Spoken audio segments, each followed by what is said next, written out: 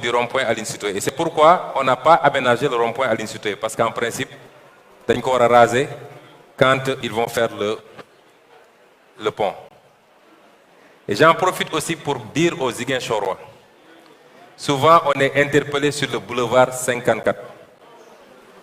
Nous dégageons notre responsabilité. Le boulevard 54 est une route nationale. Il y a un décret qui organise les routes. De femmes, les autoroutes maintenant, ça, il y a les autoroutes, les routes nationales, les routes départementales, et ensuite, on vient dans les voiries communales. Et même dans les voiries communales, il y a la voirie classée qui ne relève pas de nous et la voirie non classée qui relève de nous.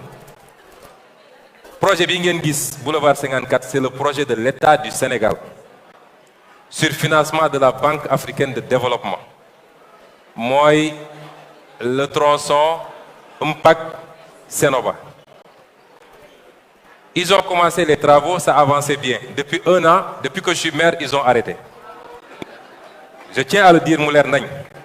Et c'est le seul projet que je connais de l'État du Sénégal, à part ce qu'ils construisent au port, pour la mémoire des victimes du bateau Lodjola. J'espère que le président viendra faire une tournée économique et qu'il aura des choses à inaugurer, mais c'est le seul projet que je connaisse. Là où je suis arrivé à la veille de l'hivernage, j'ai interpellé la Géroute. Ils m'ont dit que les Chinois, ils font le travail, les contre-allées n'apparaissent avant l'hivernage. À ma grande surprise, nous Chinois et sen bagages dem et disent que l'État a cessé de payer, ils arrêtent les travaux. Si les Ziguinchorois doivent demander des comptes pour le boulevard 54, qu'ils ne le demandent pas au maire, ils n'ont qu'à le demander à l'État du Sénégal, représenté ici par le gouverneur, son Excellence, Monsieur le Président de la République Macky Sall, nous avons l'État arrêté sur le boulevard 54. Je vais être très clair.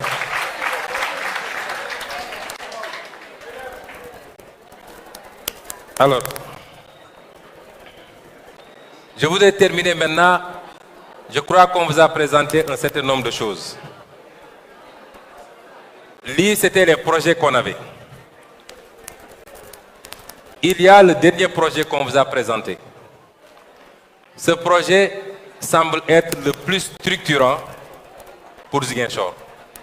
dafa am projet yoo xam boo ko defee day soppi xar kanamu dëkk bi. yàgg naa attaquer mon oncle Atepa pour lui dire que tu ne peux pas être natif de Ziguinchor et tu ne fais pas pour Ziguinchor. Il est temps que tu fasses. Sinon, mandina la yole Ziguinchor. Ziguinchor, les gens vont t'accueillir avec des brassards rouges. Et il a toujours eu l'intention de faire le canal du Corentas. Et cette fois-ci, il s'y est attelé. Avec ses équipes, ils ont beaucoup travaillé. Et il m'a dit de dire aux Ziguinchorois que projet B, il fait la conception gratuitement qu'il offre à Ziguinchor. Il cherche lui-même, je veux qu'on soit clair, il cherche lui-même le financement parce que c'est un projet de 6 milliards. À lui seul, il fait plus que tous les autres projets réunis, qui sont à un peu plus de 5 milliards. La commune de Wallam. Mais ce projet est le plus structurant. Il est un projet important qui va modifier complètement le visage de Ziguinchor. Et je tenais à le dire ici pour que désormais ce sera entre lui et les Ziguinchorois, évidemment à travers moi, le maire que je suis. Mais il a travaillé avec beaucoup d'amour, avec beaucoup de passion. J'ai suivi l'évolution depuis des mois. On a fait les relevés topographiques qu'on lui a donnés. Il a mis toutes ses équipes. Monsieur Frédéric, ici présent, jusqu'à hier nuit, ils ont mis les dernières touches pour nous produire ce chef-d'œuvre. Et ce que j'apprends également dans ça, c'est que si les gens veulent travailler, et travailler exclusivement pour le bien-être des populations, on peut faire de grandes choses. Si on arrête les surfacturations, il y a des projets beaucoup mieux ambitieux que celui-là et on nous dit que c'est 27 milliards ailleurs. des projets beaucoup moins ambitieux que celui-là, qui n'ont pas le 10e des installations prévues ici. On nous dit que c'est 27 milliards. Dans d'autres corniches que je ne veux pas citer. Tout ce qu'on vous a présenté, c'est vrai, on a une enveloppe PACASEN. Le PACASEN, c'est les bailleurs de fonds qui ont souhaité investir au Sénégal et qui ont voulu que ça aille directement au niveau des communes. C'est ça le PACASEN. Mais la commune de Ziguinchor, depuis qu'on est là, a fait beaucoup d'efforts. L'année dernière, on s'est serré la ceinture.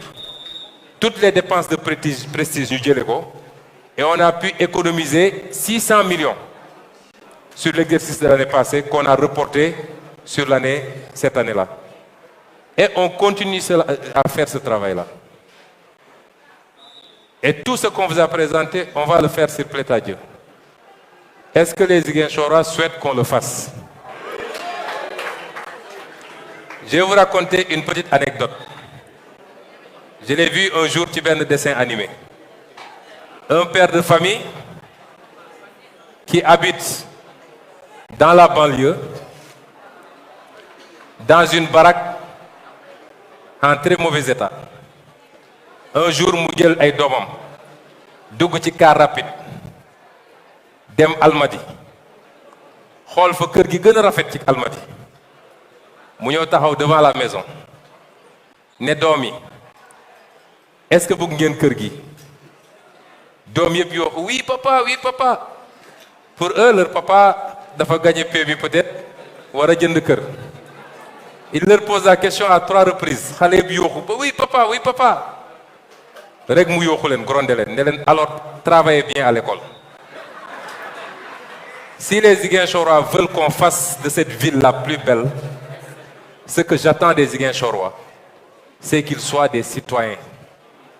Le citoyen, il se dit qu'est-ce que j'apporte moi à ma communauté et non pas qu'est-ce que ma communauté doit faire pour moi. C'est extrêmement important. Ce que nous attendons de vous, mooy ñun ñëpp nañu am habitude di lamb poos ku ñu fayee ko impôt na fay l'impôt am ndax l'impôt mooy defar réew mi man je n'ai pas des milliards pour defar le pays ku ñu fayee ko juuti na fay juuti bi. Je le dis tous les jours, quand on réclame 100 francs par jour à un conducteur de Jakarta, voilà à un tailleur, voilà à un commerçant qui peut verser 5 000 ou 10 000 par jour, nous avons donné 100 000 francs pour faire la talibi. On a 100 francs du moins pour faire la talibi. Dans l'année, c'est 26 000 francs si je ne me trompe. Mais on a lolo. Nit war na ko mën pour sa communauté. Je veux que nous expérimentions à Ziguinchor un nouveau modèle. Nous avons Ziguinchorois qu'on a les capacités, la volonté, l'envie et la détermination de faire